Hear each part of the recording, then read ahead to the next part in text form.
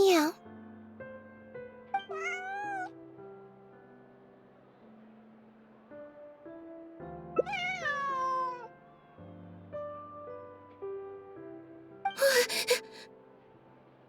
Oh, it's you. 1 second. Now activating chat mode. You made me jump there. I thought they'd finally caught me.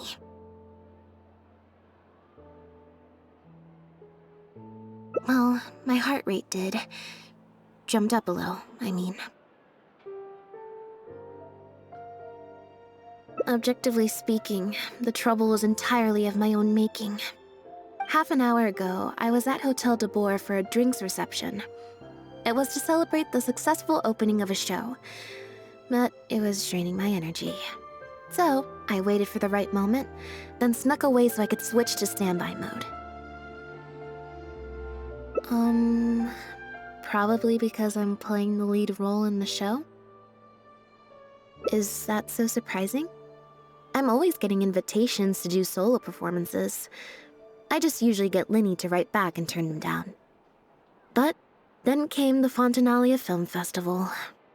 We took all the kids from the House of the Hearth out to see a film, and after it finished, they all started clamoring for me to try out acting for some reason. Even Linny was chanting along with them. Anyway, it just so happened that a director called Mary who had sent me an invitation right around then. I'll spare you the details, but basically, I ended up accepting it. Yep, you nailed it. I'm playing the role of a puppet. In fact, the show's called The Lost Puppet, and it's a masked mime show. So I don't have to do any facial expressions or say any lines. Literally just a series of physical movements. The director says it's a very avant-garde art form. Art is not comprehended by the mind, but felt in the heart. At least, that's what the director says. Anyway, if nothing else, the opening performance seemed to go down well. At the drinks reception, everyone was crowding around me, saying, "Triumphant character portrayal, faithful adaptation of the original work, unequivocally, quintessentially avant-garde," and stuff like that. But being the center of attention is draining. So the moment they left me to go harass the director instead, I was out of there. The other thing is, some weird things happened while I was on the stage.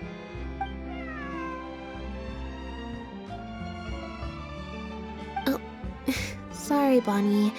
I didn't mean to leave you out of the conversation. My bad. No, we just met. We bumped into each other right after I slipped away. Well, it'd be kind of difficult for us to communicate otherwise. Besides, I think she's taken a liking to the name. Haven't you, Bonnie?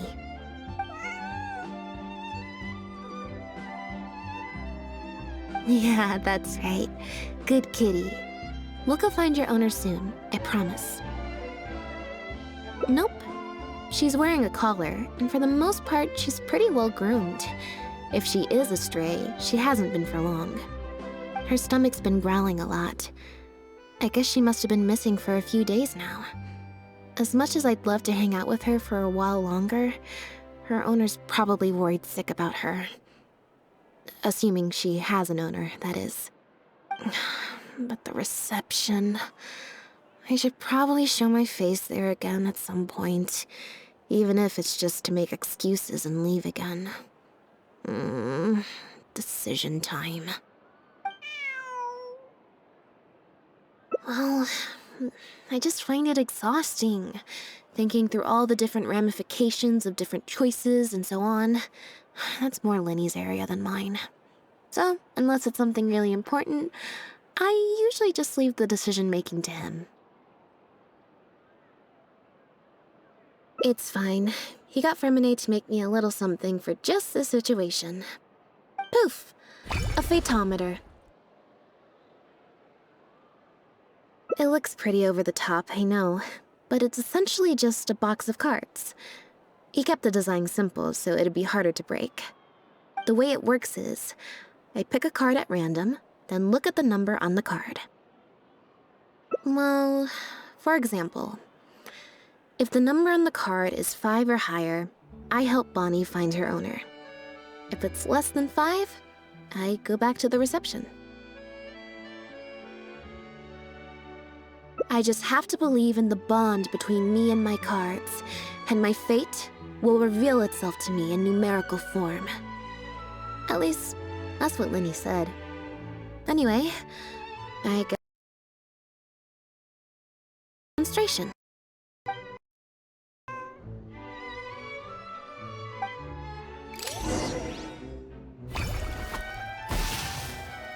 Huh, I didn't like that.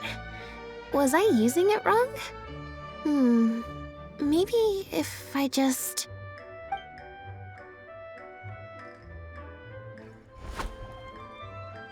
Clearly, there's some design flaws to iron out. I'll have to let Fremine know. Let's see... Which card did I get? 4. Well, the cards fell on the ground though, so I don't think it counts as fate. If you want to get the right answer, you have to let fate decide. Also something Linny said. So, to put it another way, if picking a card up off the ground is how to not leave it to fate, then that means it must be the wrong answer. Or... Why don't you pick a card? Since I ran into you here, that means... our fates are, like, interfering with each other. Thank you. This one is final, I promise. Here, take the fatometer. If it's 5 or above, that means fate successfully changed. Anything lower than 5 is a fail. Also, if you have your own thoughts about what I should do, feel free to share it. Now that I've got a good problem solver here to help, I don't need to run every little thing by fate.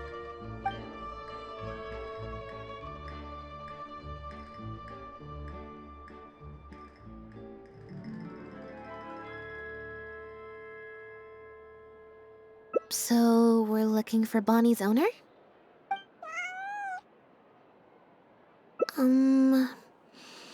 I think I'll go to the Steambird and see about putting an ad in the paper. You want to come along? I think Bonnie wants you to come with.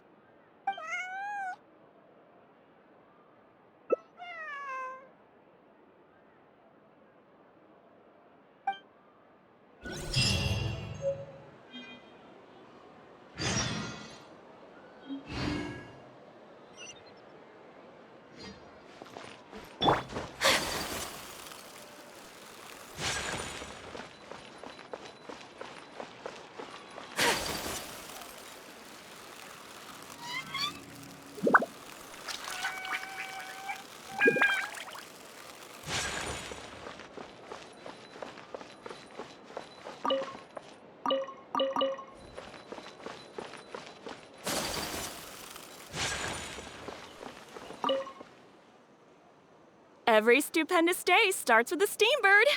Oh, hi Lynette. Hi Traveler. What can I help you with?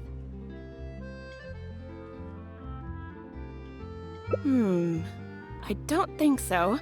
Have you picked up a stray? Yep. If there's no commission to follow up on, could we post a notice about the missing cat instead? Why, of course. What a kind thing to do. Just fill out the form.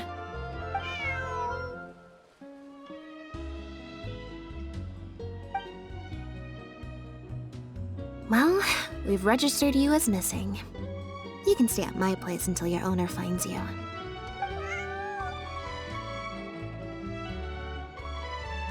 Also, I just wanted to say thanks for keeping us company for so long. Well, I should probably head back to the drinks reception. Hopefully most of the people have left by now. If you've got some time, you should stop by my place tomorrow to see Bonnie. There's a nice cup of tea in it for you. Alright, see you then.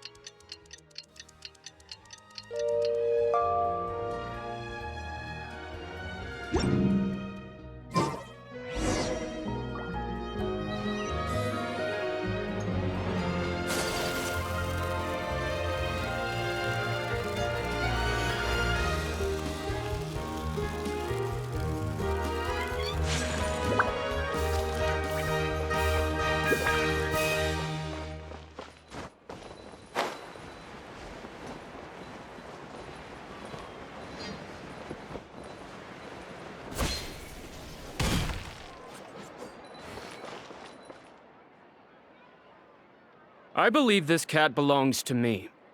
I already told you, this isn't your cat. Just take a breather, you two. Oh, you're here. As you can probably see, you'll have to take a rain check on that tea I promised you. At least for now. This is my friend's cat. He's preoccupied with some important business, so I came to retrieve her in his stead.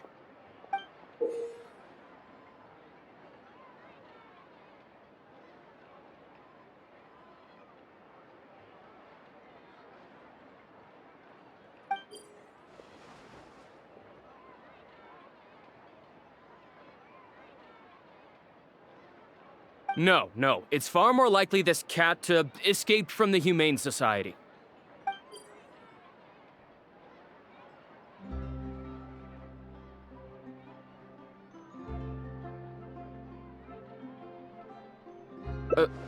Bonnie? That's the name I've given her in the meantime.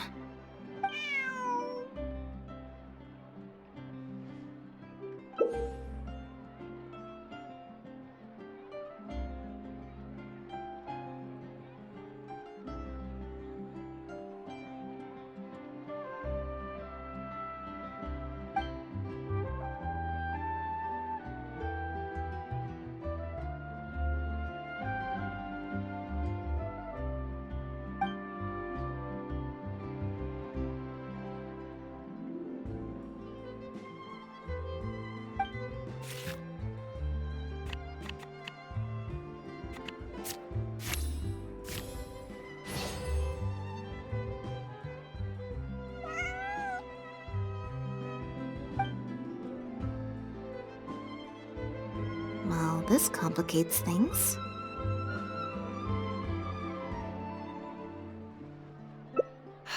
I told you before. This is my friend's cat. It's normal for her not to trust me. Listen, I'm the director of the Humane Society, okay? We've got so many strays, dogs, cats, you name it. I'm not even the one feeding them most of the time. You can hardly expect the cat to recognize me. She just looked somewhat familiar, so I came to check, just in case. If she turns out to be one of ours, I'll take her back. Simple as that. Even if that's not the case, the Humane Society could still take her in, if no one else comes to claim her, that is. We're an organization that specializes in rescuing and sheltering stray animals. We've been in business for several decades now. I'm Bernard, the current director. The Humane Society. Huh. The name sounds familiar. I remember hearing good things. You're the one in the Quartier Lyonnais? Yes, that's the one. Anyway, if it's not too much trouble, could I possibly take a closer look at the cat? If it turns out I really am mistaken, I suppose that means the cat belongs to this lady here. She would be the only remaining option after all. It belongs to my friend. Go on, Bonnie.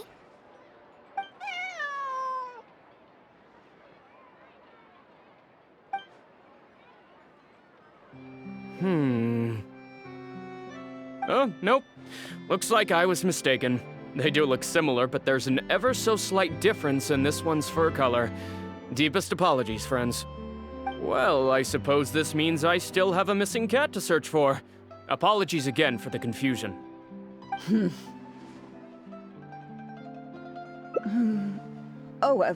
Yes, exactly. Wait a second. You lied earlier, didn't you? Lied? I'm afraid I don't know what you mean. A liar always has a tell. The look in their eyes, their breathing pattern, the way they hold themselves. The things that can give you away are often more numerous than you would think. What are you talking about? The way I see it, you're conflating baseless conjecture with fact. Normally, when someone is called out, their breathing speeds up as they begin to panic. But your breathing pattern hasn't changed one bit. In fact, it's been strangely calm and measured this entire time. It stands to reason, then, that your agitated behavior earlier was all an act. If you're a bad guy, I'm sure you'll take off running the first chance you get. If you're a good guy, The most likely explanation is that you're a member of the Guards, or some similar organization. And you're basing this off of? Intuition. Nothing more. Intuition. Well, I have to hand it to you, Lynette. You're right. I'm a member of the Guards. The name's Elodie. I'm currently investigating a cross-border smuggling case. This cat here, Bonnie was her name? Well, her owner is one of the prime suspects of our investigation. A couple of days ago, our suspect got wind that we were on his tail and fled. That's most likely how he got separated from the cat.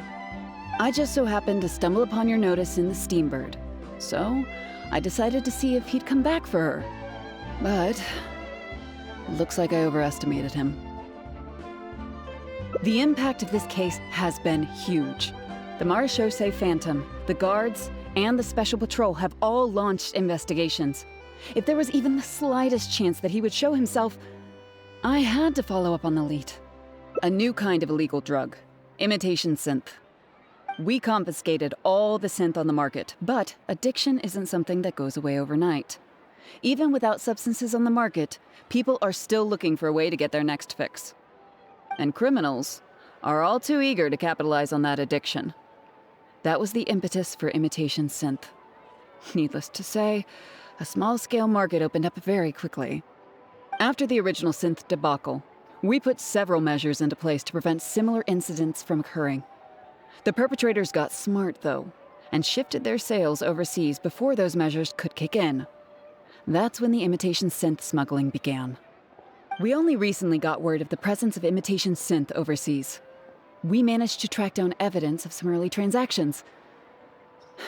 What we were able to find out, however, hasn't proven that useful given the amount of time that has passed. The Marechaussee Phantom launched an investigation to track down every person in Fontaine capable of producing a drug like that. That's how we learned about Bonnie's owner. He's a researcher at the Fontaine Research Institute. His name is Pierre. Pierre Lafayette, to be exact. Lefebvre.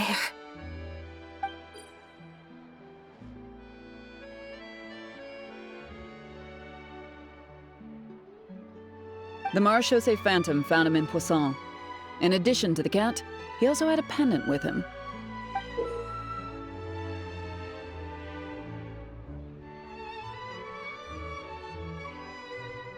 At first, there wasn't much cause for suspicion.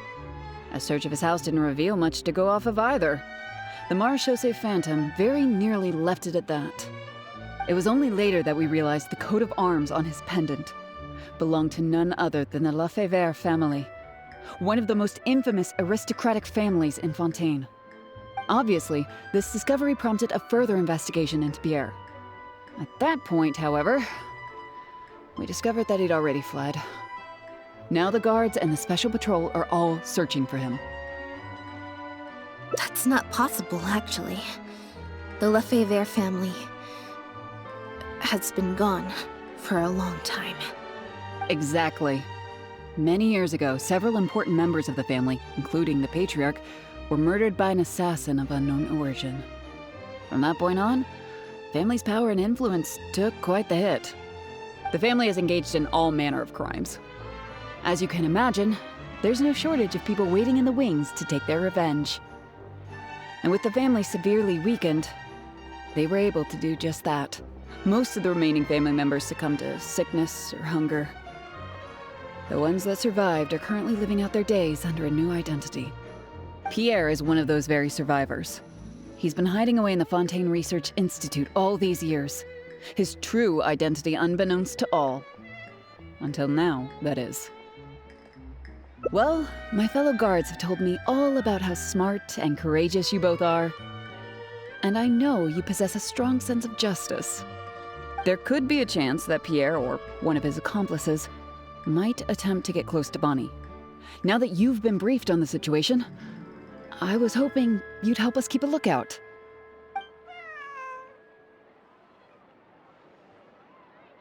If I take Bonnie back to the Guards with me, there's no way Pierre will try and come for her.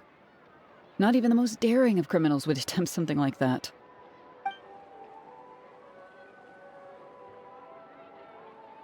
I have to admit, I'm not holding out too much hope that Pierre will come back for her. But if there's even the slightest chance, then it's worth a shot. Well, I've got some other leads to follow up on. If Pierre does appear, please contact me right away.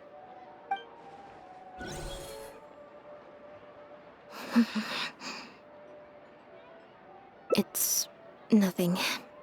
I'm fine. It's just... the head of the Lefebvre family. He was the eminent person who kidnapped me all those years ago. It was at a dinner party. Someone tricked me into boarding the Lefebvre family carriage. Whoever it was, they took me back to their home. But before anything worse could happen, Father intervened. Yep. Father was the one who orchestrated the fall of the Lefebvre family. That's what led Linny and I to join the House of the Hearth. After all these years. I never thought I'd hear the Lefebvre name again.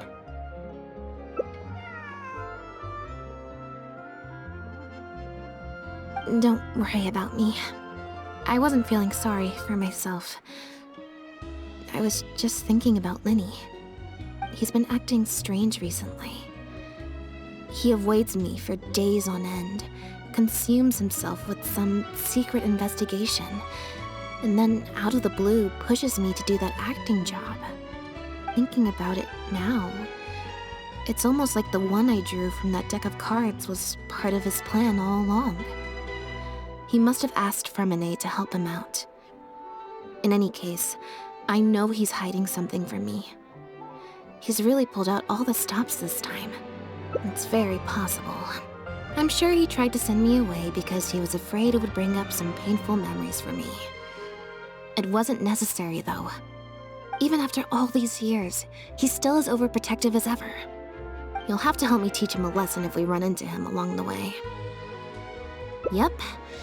I want to head to the Fontaine Research Institute to learn more information about Pierre. Just let me activate search mode and then we'll head out. Who knows? Maybe we'll run into Linny along the way.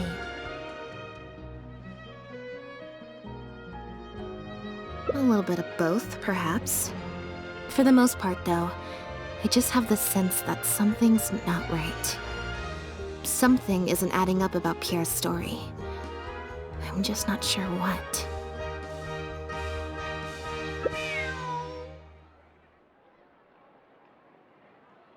Okay, I'll write a letter explaining everything to the crew. Once that's done, we can head out.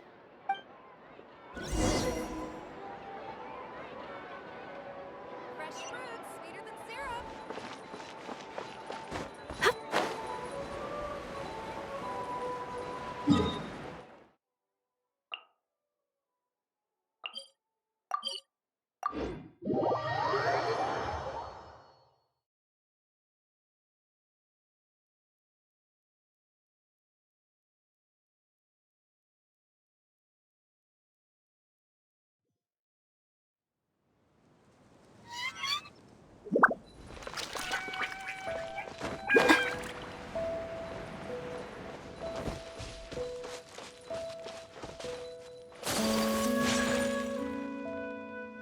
Lynette, you're, not at rehearsal?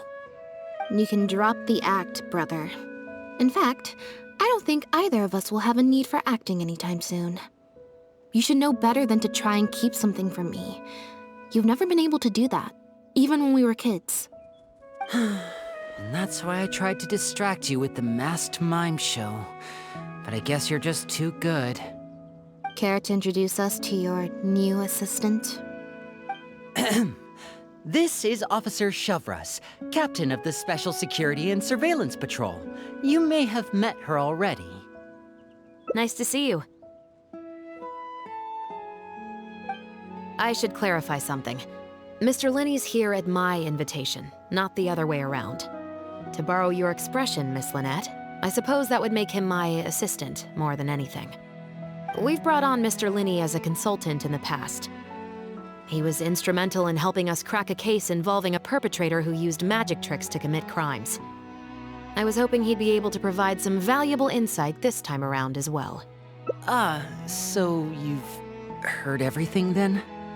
That's exactly why we're here. There's always been questions surrounding the fall of the Lefebvre family.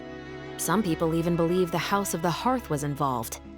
Whoever was behind it all was extremely cautious. They didn't leave a shred of evidence. This very fact, however, leads me to believe it was indeed the work of that harbinger. I took a look at the entrance and exit records of all the carriages that night. Let's just say it wasn't hard to deduce that there's ill will between you two. Don't worry, I don't have any evidence to that effect, and I certainly don't plan on going to bat for such a despicable family. Plus, you were victims back then more than anything. I sought Mr. Linney's help with the smuggling case. Nothing more. The way I look at it, it's a collaboration between us as people, not the organizations we represent. Besides, by working together, we can expose the truth as quickly as possible. You can hardly say that's at odds with the justice my organization strives for. Not at all. I was planning to invite you from the very beginning, Miss Lynette. It's just that my assistant here raised some objections. Linny, I'm not the same person I was back then. That little girl who did nothing but cower in the corner in fear, she doesn't need saving anymore.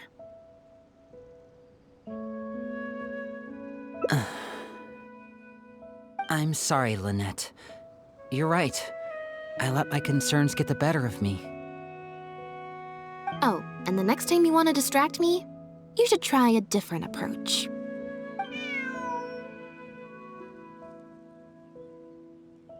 Who's this? You pick up a stray while I was gone? It's a bit complicated. I'll explain later. Anyway, her name's Bonnie. Well, if there are no objections, then I suppose the only thing left to say is... Lynette, Traveler, welcome to the team. It appears the Lefebvre family was very particular in their use of insignias and emblems. The family would use different emblems to mark differences in status, blood relation, and the like. In fact, the insignia that was discovered on the pendant was used to represent an illegitimate child. It's highly likely. That very status might have been what allowed him to emerge from the fall of his family relatively unscathed. It would also explain why he was able to assume a new identity as a researcher with relative ease. We discovered something interesting, though. After talking to some of his co-workers, it appears he pretty much works at the Institute in name only. He's practically been cast out. Apparently, Pierre was once addicted to synth. He tried to use the resources at the Institute to create a substance with a similar effect. He claimed it was just for research purposes, but the Institute revoked his access to the relevant materials regardless. He was placed on disciplinary leave, pending a thorough investigation of his actions. But it seems the Institute ran into some trouble along the way. Could have been a lack of personnel or a timing issue. In any case, they had to table their formal investigation into Pierre. Unfortunately, that also included reporting any relevant information to the higher authorities. As for his family background, it appears none of his co-workers at the Institute were aware of that information. All they could tell us was that he was quite the recluse. Other than the pendant, we didn't find anything else of note at his residence in Poisson. Based on the samples of imitation synth we've been able to analyze, it appears the substance leaves behind strong traces wherever it's produced or stored. Those traces might not be obvious to the casual observer, but they're not something our guard poodles would miss. Pierre's home, though, came up completely clean. We didn't find any records indicating possible involvement in overseas transactions either. So, the Marechaussee Phantom didn't view him as a major suspect at first. Maybe he had a separate, dedicated area where he made the imitation synth. Well, his neighbors did say he was often gone for long stretches of time. You would think with him out and about so much, people would have spotted him around Poisson, but residents said they barely ever saw him in town. If his reclusive nature was just a matter of keeping a low profile, I guess it would make sense for him to have a secret base to carry out his business. After he disappeared, the guards conducted a thorough search of Poisson, but they didn't come across any suspicious locations. Poisson. You know Hotel de Boer, where I first found Bonnie? To get there from Poisson, you have to cross a stretch of ocean. It's not somewhere a cat could just wander off on its own. A cat? You mean...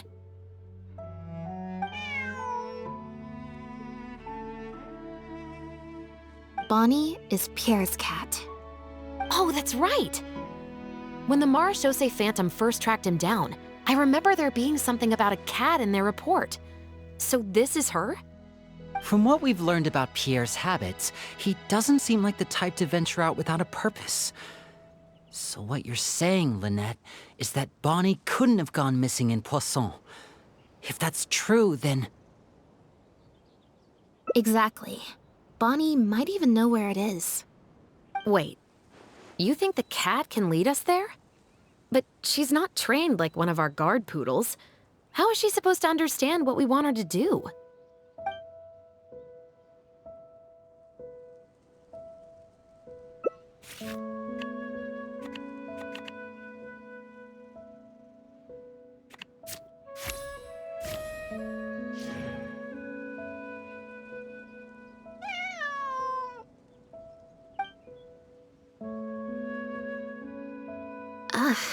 Guess she's a little skittish around strangers.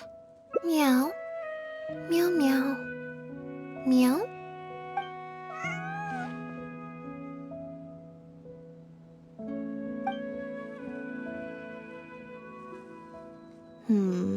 Near the coast, the beach, and beneath the cliffs. The place we're looking for is most likely north of the Court of Fontaine. Well, I've certainly never taken a witness statement like this before. Well, if it works out, maybe it's something worth getting used to. Cats and humans are actually pretty alike. When it comes to communication, most of what we want to convey can be accomplished through body language alone. But humans tend to rely too much on speech to ever take advantage of that fact. Of course, body language has its limitations. You're not going to be able to get across anything too complicated. The important thing is that we now have a lead. Let's try and find a place that matches the clues Bonnie gave us.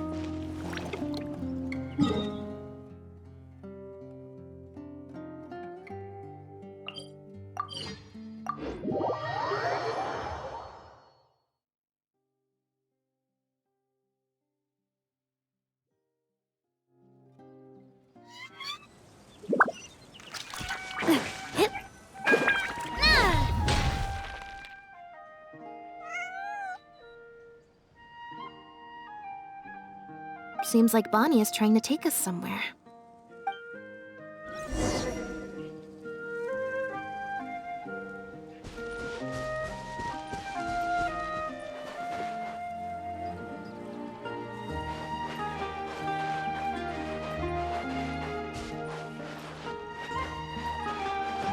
Gardamex ahead! Look out!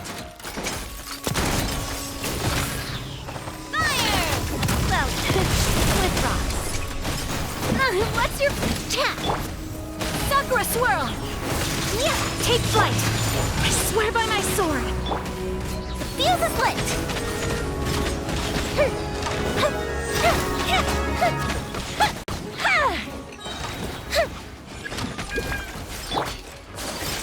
Whirling snow! Hey there! Coming at ya! Hiya! A proper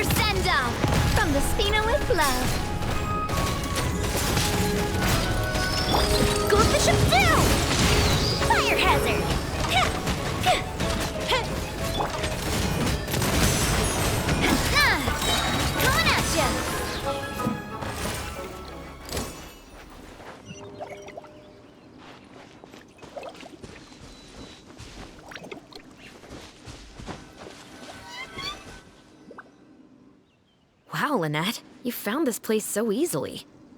If I thought there was any chance you'd say yes, I'd recruit you into the Special Patrol here and now, no questions asked. Sounds familiar. I pretty much receive letters daily from people trying to poach her from me. Let's just focus on our search. There's a lot to investigate.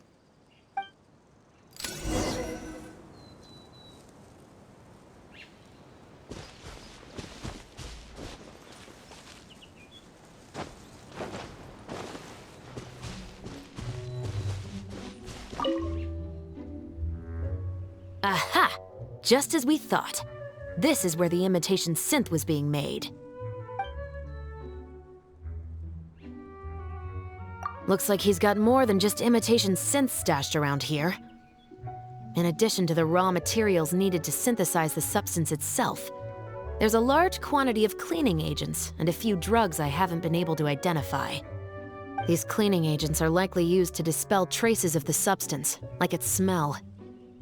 The Special Patrol did some digging into imitation synth. Our records indicate that it's very difficult for ordinary people to detect traces left behind by the stuff. I'm sure that was the case for Pierre as well. It must have taken a considerable amount of time and skill to ensure all those traces get washed away. But what are these other drugs for?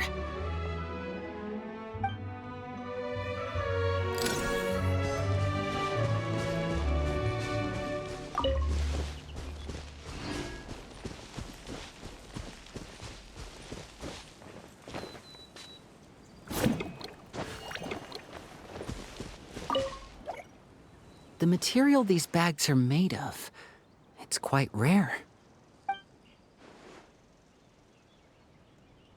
It's the very same, actually. Romaritime flower fiber. But there's something special about the composition of these bags. I took a closer look, and it appears they're not only waterproof, but also corrosion and leak resistant. Even the strings look specially designed to keep the bags closed nice and tight. I came across some bags made of the same material just now, but they were much smaller and thinner. From the look of them, they seemed far less durable as well. Very similar, actually. Normally, it would be easy for a guard poodle to sniff out the imitation synth, but if it was sealed away in a bag like that, it might be possible to elude detection for some time. But what could these big bags be for then? If the goal is to keep the imitation synth hidden and sealed away, these bags seem a bit too conspicuous.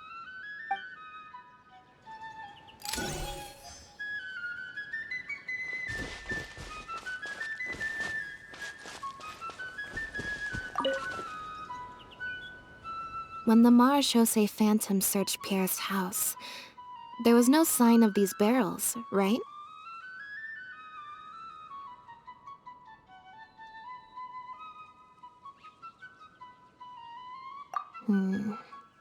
You're right. That doesn't seem like his way of doing things. How did he get them here, then?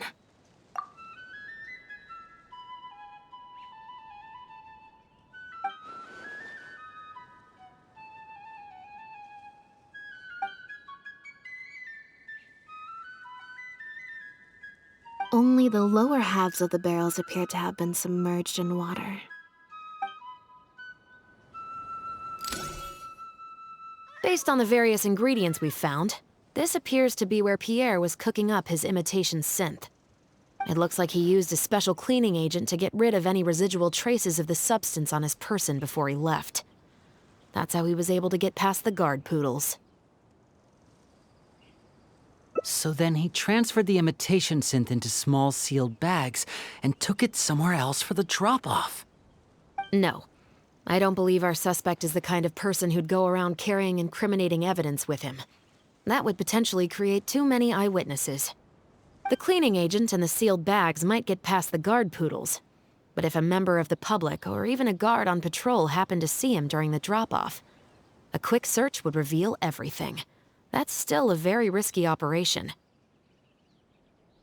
The barrels we found were wet around the base, but the top half was dry. As if they'd been standing upright in the water.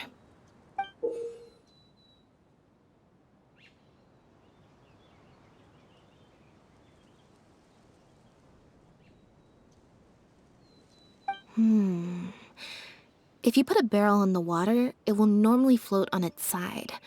Unless it's heavily loaded, in which case it'll sink.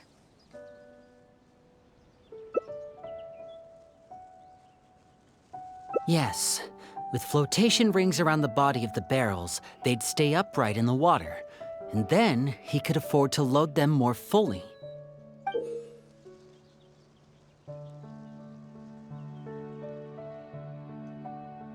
You think he used floating barrels? I suppose if he acted at night, when there are very few other boats around and visibility is low, it's a valid theory. We can't rule it out. But then, wouldn't the barrels be carried off by the waves or the currents? How would the person doing the pickup know where to look?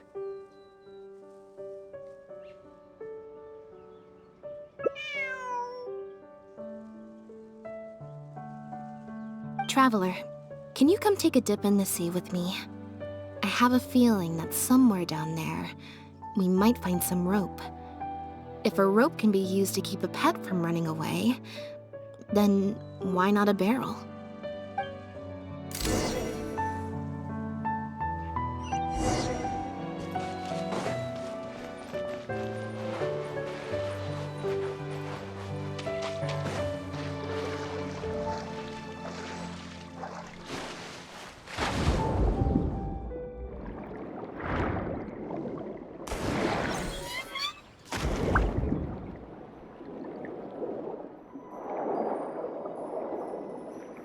The wreckage of a small boat?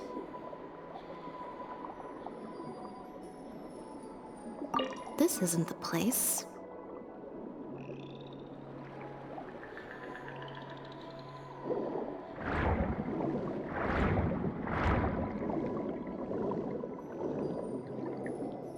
This isn't the place.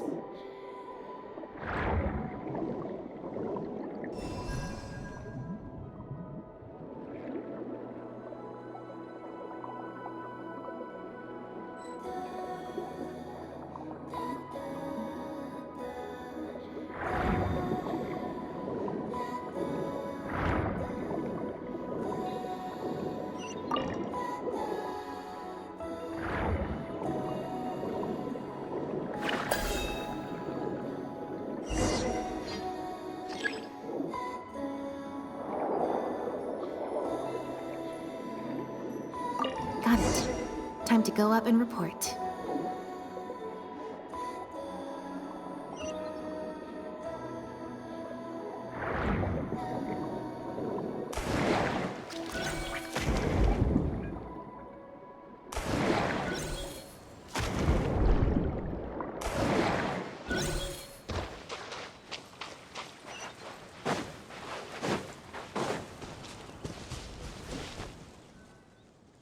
As expected, we found a few pieces of rope and some anchoring stones underwater. If you attach them to a floating barrel, it would look like this. With this anchoring system, it would be possible to use floating barrels for the drop-off. You would just need to drop them in the water at the agreed-upon location. We also came across the wreckage of a small boat. It must have been left out on the water and capsized due to the force of the wind and waves. Its small size, however, would have made it perfect for staying undetected. Let's talk this through. Based on the evidence we've collected, it seems like Pierre would row a small boat out to the agreed-upon transfer point, drop off the barrels, leave, and then row back and retrieve them after the transfer was complete. It could be that he was trying to avoid meeting up with his associate face-to-face. As one of the sole survivors of the Lefebvre family, maybe he was just used to that sort of elusive lifestyle. It seems like Pierre deliberately chose the floating barrel method so that the goods could be dropped off and picked up at separate times. That way, the two parties wouldn't have to meet each other. Well, if that's the case, they must not have a very close working relationship. Let's not jump to any conclusions just yet. Assumptions can be detrimental to solving a case. It's possible they were just trying to keep a low profile. Two boats sailing to the same location at once could be too conspicuous. The most important thing is that we can now confirm Pierre wasn't acting alone. The floating barrel drop-off system is proof enough of that. Let's say for now that he was only in charge of producing the imitation synth. That would mean there has to be at least one other person involved in the operation, likely in charge of transporting the goods across the border. Since we've determined that the goods were transported by boat, maybe we can track down some travel logs or something. We can certainly check the various ports for that information. It's possible, however, that Pierre's associate also used a small boat for the transport, and docked along the shore rather than at a large port. If that's the case, it's unlikely there would be any record left behind. Absolutely. Before Pierre disappeared, we made sure to investigate all sorts of outward-bound vessels. We also had port authorities keep a lookout for anything suspicious. Unfortunately, we were never able to find out how they managed to get the imitation synth across the border. You're right. Whatever vessel was used for the pickup, the person responsible for smuggling the substance out of Fontaine would have had to use a larger vessel for the actual transport. That's the only way they would be able to smuggle on a large enough scale to make a profit. They must have found a way to disguise the imitation synth to clear port inspections. Exactly. We can't let any opportunities slip through the cracks. Although, given the amount of ports that could be involved, we should probably split up. I'll run home and ask some of my brothers and sisters to try and dig up some information. I should also head back and update my platoon on our progress. I'll grab some reinforcements while I'm at it. Lynette, Traveler, why don't you head to Lumiduce Harbor and see what you can find out? All right. Come on, Bonnie. You too.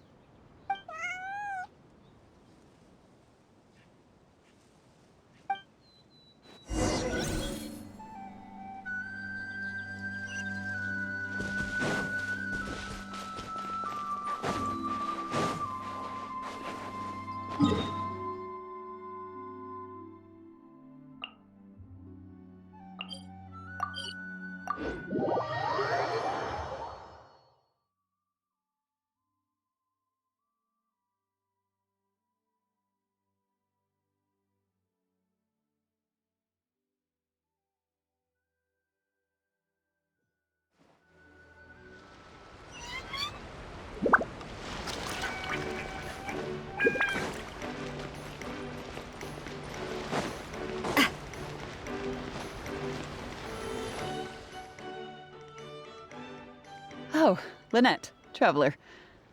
And Bonnie, too. What brings you all here? Did something happen?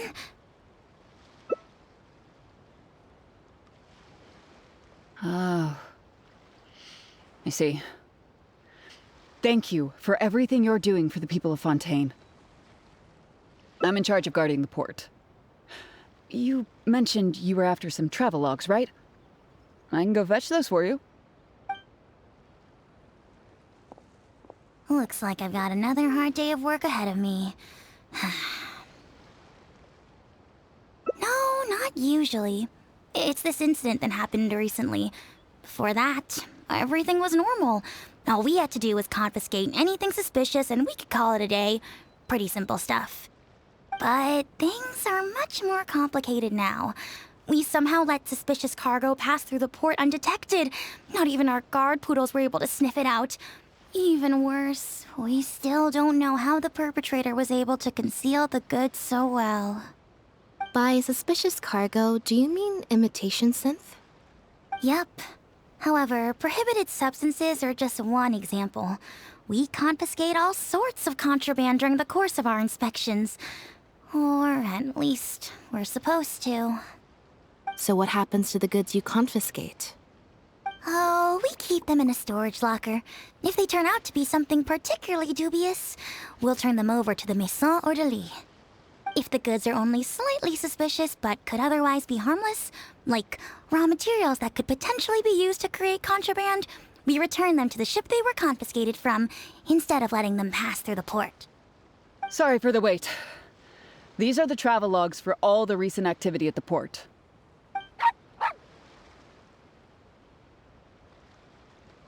Oh, you brought Gerard with you. Actually, he followed me here himself.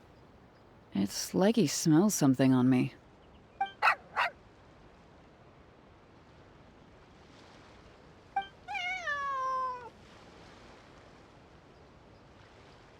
Huh. I wonder why Gerard is reacting to you two so strongly.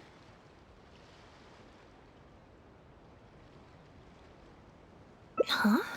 We were so careful not to touch it, but we still ended up with traces on us. If it leaves a residue so easily, I just don't understand how the culprit was able to disguise the goods at all. Why don't you have a look at the travel logs first? All ships coming in and out of the port are recorded here, except for the ones the port authorities ride to and from work.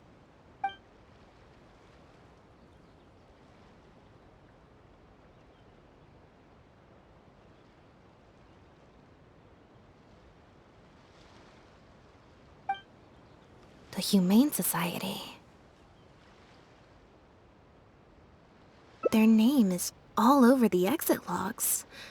The purpose for leaving is always listed as overseas adoption. Ah, the director of the organization explained that, actually. He said a lot of the cat and dog breeds unique to Fontaine are also very popular overseas. So, his organization offers an overseas adoption program. Bernard, the director of the Humane Society, was the man who came looking for Bonnie earlier.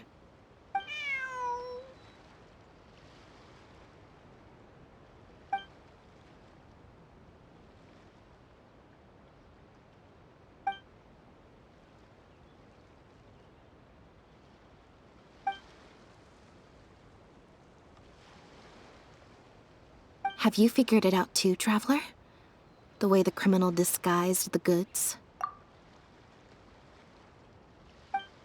When Bernard asked to take a closer look at Bonnie, he was actually checking whether there was any imitation synth in her stomach.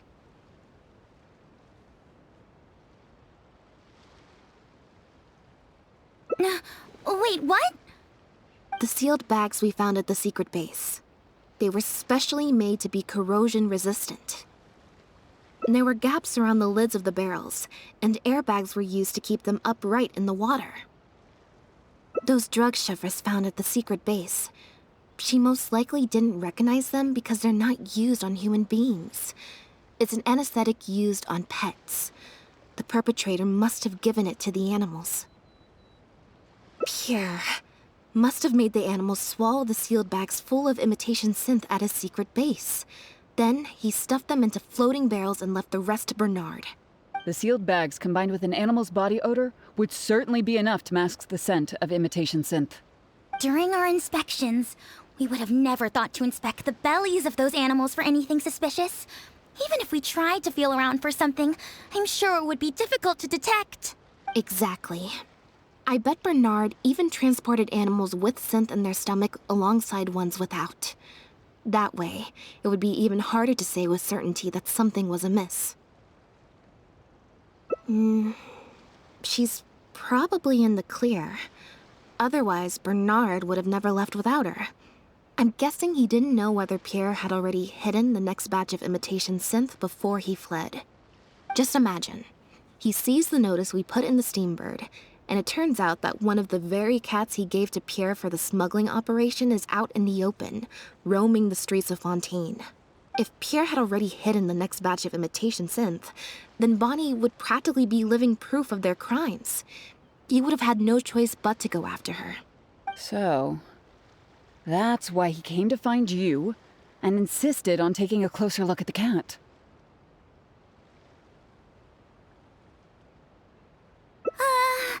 Wait a second, I'm a little lost here. I get the part about hiding the substance in the pets, but those... what did you call them again? Floating barrels? Why even put the animals in there in the first place? If you've got something as convenient as a floating barrel, why not just stuff it with the imitation synth directly? Why not wait to hide the stuff until after the exchange has been made? In order to make sure the animals could swallow the sealed bags, they made them extremely thin. Had they not done that, the animals would have likely bitten or chewed through them. That step would have required a lot of energy, as well as a certain amount of technical expertise, so it was better left to the more experienced Pierre. We've already proven how easy it is to pick up trace amounts of imitation synth, so I'm sure Bernard was taking all the precautions he could to avoid the same fate. Okay. Then, let's head to the Humane Society right away and bring that guy to justice. I'll bring a Gardamek to speed up the process.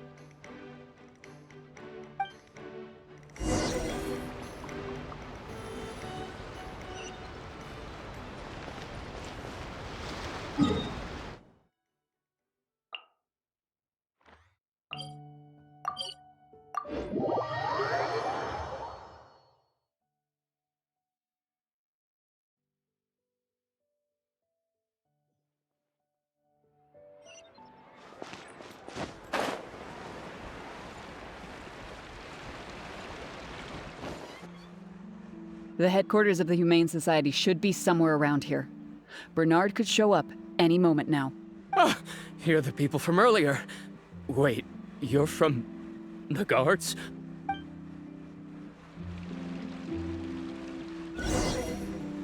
After him! We can't let him get away!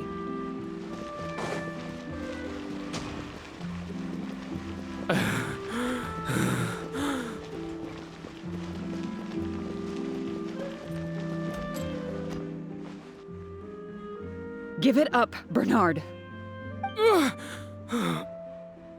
Mercy, have mercy. I'll talk. I'll tell you everything I know. The Humane Society has done so much good over the years, and yet you have committed such an atrocious deed in its name. Look, I didn't have a choice, okay? My father cared about those blasted animals so much, he didn't bother to take care of his human wife and son at all. While those animals were showered with love, I lived worse than a dog. No one asked. Tell me, how did you first get to know Pierre? Well, after I took over the Humane Society, it gradually became harder and harder to maintain its operations. Until one day, someone suddenly passed me a letter. It said that I could stand to get a large sum of money as long as I helped them to transport some animals abroad. It was only after a few such transports that I finally understood what I was really transporting. But then, Pierre wrote to me, saying that we were already partners in crime and that I better keep cooperating with him if I didn't want to be reported to the guards. I would order wooden barrels and flotation devices according to his instructions, and then load the sleeping animals onto a boat. Once I sailed to the location he provided, I would dump everything together into the sea. And a few days after that, I'd come by again in my boat and pick up the animals sleeping in the barrels. Once I had received enough of them, I'd bring them to the harbor to be adopted abroad. That guy, Pierre, he was running the entire show. He set up all the meeting times and found all the foreign adopters. Oh, and he even supplied all of the goods, too. I just did the transport. He was the one who planned out and executed everything else. Look, I don't know, okay? I've never ever met him in person. We've only ever communicated through letters. And when did he send his final letter to you? Just last night, he said that the Marechaussee Phantom is now after him, so he's planning to go into hiding for some time. He didn't mention where he's thinking about going, though, but he did tell me to look out for the guards. It's been a few days since Pierre's last appearance. I'd wager that he sent that letter after he found his hiding spot. I burned them. It was on his orders. I had to burn every letter after reading them. I wasn't even allowed to share them with the rest of the society employees. Sure sounds like you're trying to use the lack of witnesses or evidence to pin the blame on Pierre. No, I swear, this time I'm only telling you the truth. Well, we can check the truth of your statements at the Opera House. I hope you know what'll be coming for you if I were to find any discrepancy between the evidence and the testimony you just gave. I know, I swear I was just telling the truth. My thanks to you both. Had it not been for you, I really don't know what would have happened to this case. Bonnie helped, too. That's true. It was all thanks to her that Bernard was finally exposed.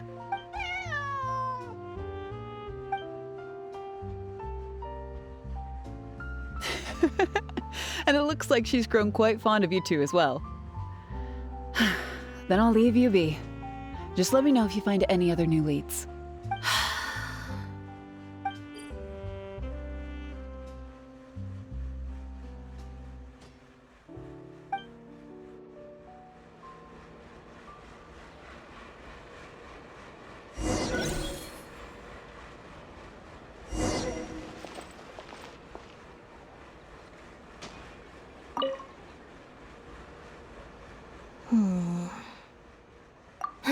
It was that obvious, huh?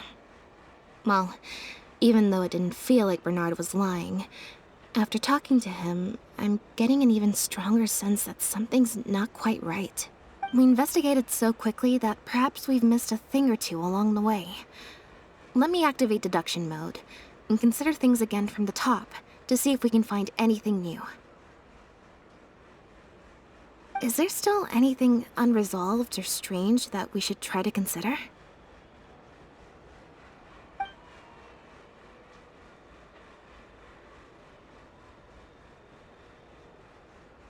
Well, we've discovered that Bernard is responsible for the trafficking, while Pierre deals with supplying the goods. Is there something else in this scheme that we're missing?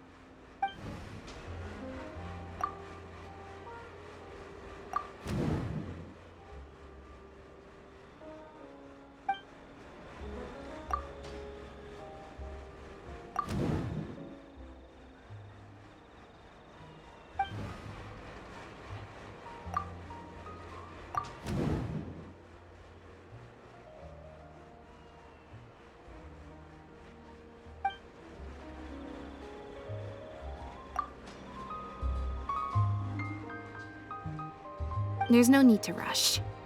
Let's see if we can find any other suspicious points about this case. The Marechaussee Phantom found Bonnie and the Lefebvre pendant at Pierre's residence. That was the beginning point of our investigation.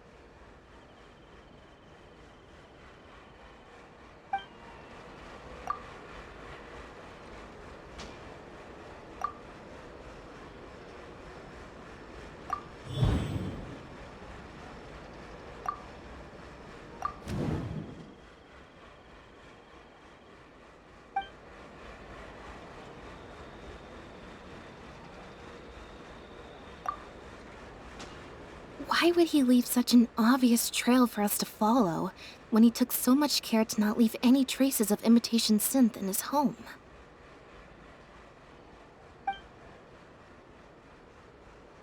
Bernard claims to have received a letter last night from Pierre. In the letter, Pierre stated that he had gone into hiding. Is there something wrong with the letter?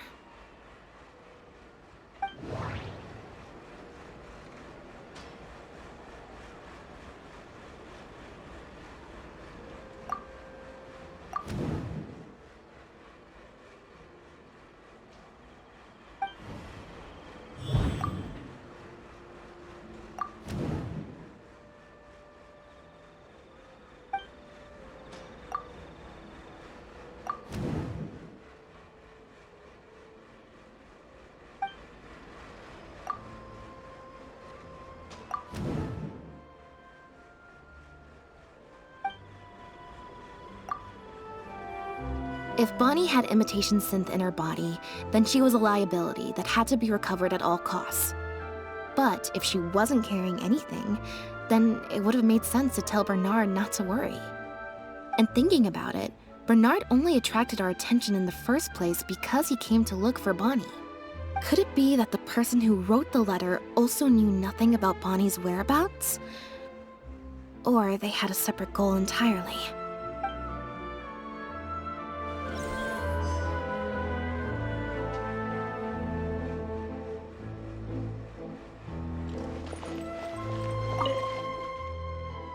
Now behave, and follow me to the interrogation room.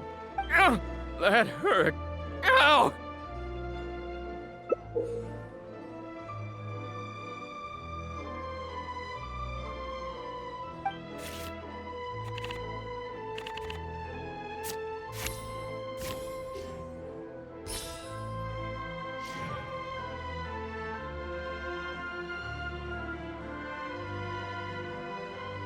Is everything really over?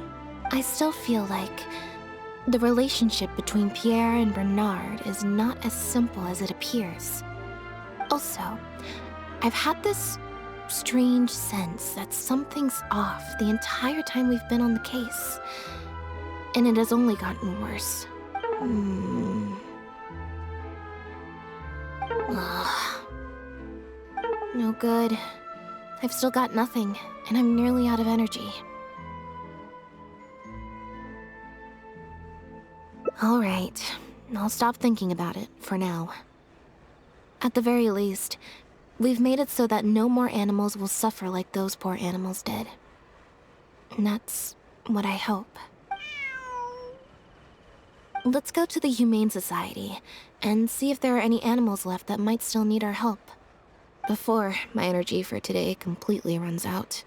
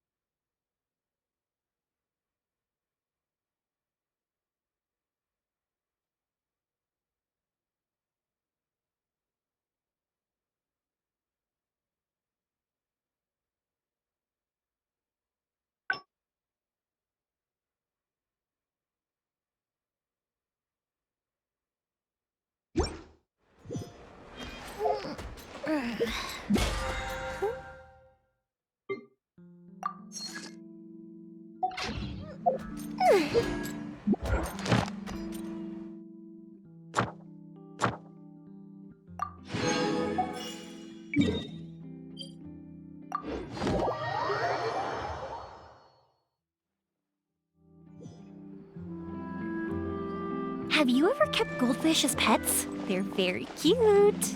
Ad Astra Abyssosk. Welcome to the Adventurers Guild. Thank you for complete. Ad Astra.